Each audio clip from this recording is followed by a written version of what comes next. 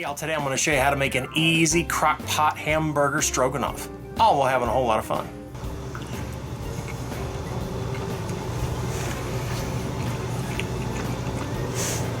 That is comfort food.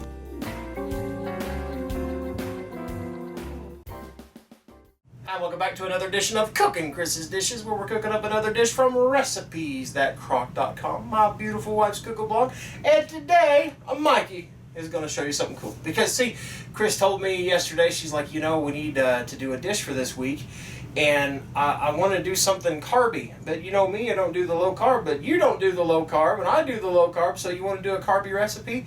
Because Aunt Lou's on vacation this week, so I've got to pick up the slack. And I've got to go and, well, you know, cook up some kind of amazing carby dish. And you know me, I'll raise my hand if it helps my wife out. And so what we've got today is a crock pot ground beef stroganoff. So all you're going to need for this is some hamburgers, some onion, some mushroom soup, creamy mushroom soup, and some sour cream. Maybe a little salt and a little pepper, but that's it. And it's really, really simple. What you got to do is you got to make sure and make ahead a couple things. One of those things is going to be your ground beef with your onion. You want to use 2 pounds of ground beef along with 1 onion that you want to chop up in however big or small bites of onion that you want in here. I just kind of chop mine up haphazardly as I normally do. And I get that all fried up, and that is going to go in the bottom of my slow cooker. Any slow cooker will work with this. You could use a casserole crock. You could use a, not Tupperware, what's the word that I'm trying to think of? A regular looking, you know, crock pot like most people have. We've got this brand here. This is our Ninja, and I love this Ninja. It's really simple. I should have fried up my hamburger in there. I didn't think of it, but I didn't have this out yet, so I used my stovetop. It's okay to do that. Along with your ground beef and onion, which, by the way, there is a recipe on here for your make-ahead ground beef if you want to do this from and freeze some to keep for later. I'll put a link down to the bottom of this video to show you that amazing recipe as well. Also, you need 1 pack, which is usually 1 pound of noodles. I'm using egg noodles. I don't remember what these are called, except they're really squiggly. And they're delicious. And I'm going to take that, just like you would normally prepare it, and drain them and put them in here as well. And as I dump my noodles in there, I realized that I forgot a step in the middle. It's okay. By now, y'all know I'm not perfect. I want 2 10.5-ounce cans, or if you can find a 1 21-ounce can of cream of mushroom soup. And I'm going to put that in there. I was supposed to mix that in with the beef. We'll make it work. I'm going to take my can. I'm going to put it in there. Really, you're going to mix this all up anyway, so it's okay. It might have incorporated itself better with the beef had I done it a step before I put in my noodles. However, I'm going to eat it, so it's okay with me. You should probably do this, though, with your beef before you put in your noodles. And one reason is because I don't want to over stir this and break up my noodles. I want my noodles to be in one piece. Alright, so we've done that. And now we want 1 cup of sour cream. One thing Lou says, because this is an Aunt Lou recipe, is if you want your stroganoff a little creamier, you could add some more of your cream of mushroom soup, or you could add some more of your sour cream. That's completely up to you.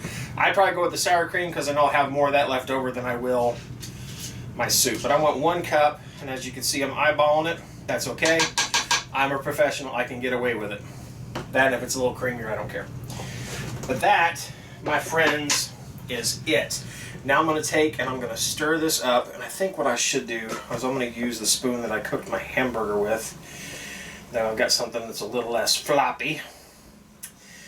Clean that off, and then I'm just going to simply stir that up, incorporating the soups and the sour cream into the ground beef and the noodles. And I'm going to fold this instead of stir, because I don't really want to break up my noodles. I like having big, whole, fat noodles in my dish, which again is why you should probably stir this in with your ground beef mixture. But I know one way I'm going to get away with this is for an hour this is going to cook on high, which your noodles are already cooked, your ground beef is already cooked. Mikey, why are you going to cook this after you've already cooked everything? because you're going to apply the heat on a high setting, which is going to allow the liquids involved here, like your soup and also your sour cream, and that is going to soak down into the meat. It's also going to flavor those noodles.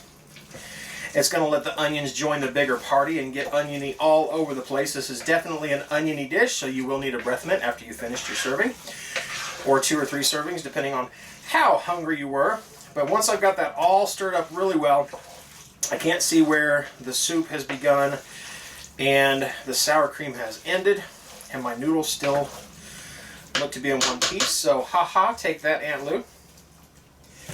All I'm going to do now is I'm going to put my lid on it, and I'm going to set this on high for 1 hour. I'm not going to touch it. I'm just going to let it do its thing, and then I'll come back in 1 hour and show you just how well I make a ground beef stroganoff. In 3, 2, 1. And we are back, and before we move on to show you the presentation of such a wonderful meal that has made this entire RV smell amazing, you'll notice something a little bit different, and that's because this is the very same apron. But after I got done taping the first segment, my wife came out of her office and went, "Honey, your apron's on wrong side out." So I apologize. I'm a professional, I promise. Anyway, here we go. It has been exactly 1 hour since we got done with this amazing meal, and this smells so good. Of course, those onions really are the star of the show when it comes to how it smells. But it just, you can smell that beef and of course that mushroom soup that's in there, that cream of mushroom soup.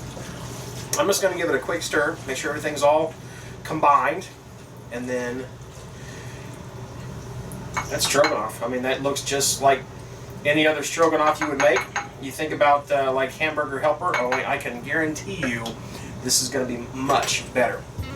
I know it's going to be hot, and I am salivating like you wouldn't believe because this smells so good. And it's got real noodles in it.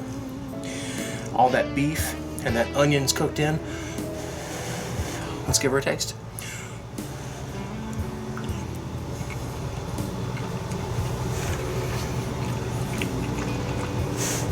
That is comfort food. Check that out.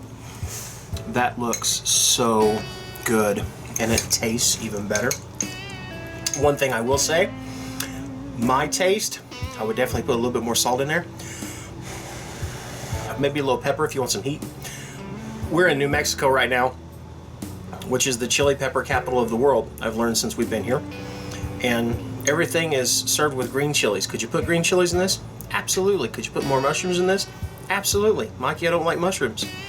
Don't use cream of mushroom soup. Use cream of celery. Works out just as good with no mushrooms. But by itself, just like that, it's creamy. It's definitely meaty. There's 2 pounds of ground beef in there. And then those soft noodles that I cooked them for about 7 minutes, which made them just under al dente, so it made them not quite as done.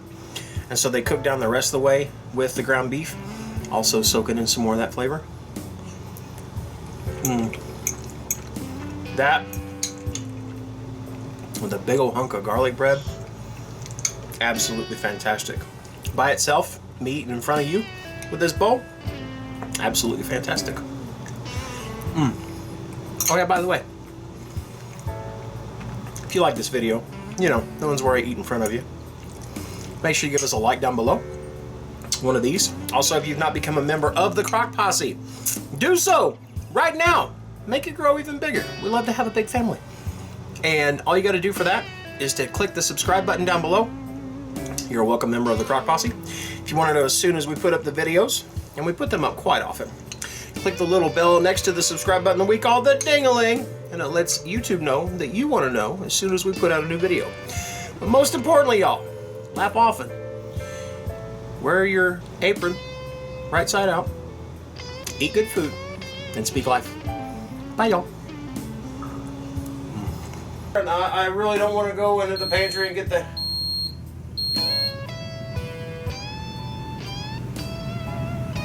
What was that? And 3, 2, 1. Hey y'all, today I'm going to show you how to make an easy crock pot Crock Pot. If you want to see the latest, click on the left right here. If you feel like subscribing, click on the right, my dear. And if you think we're funny,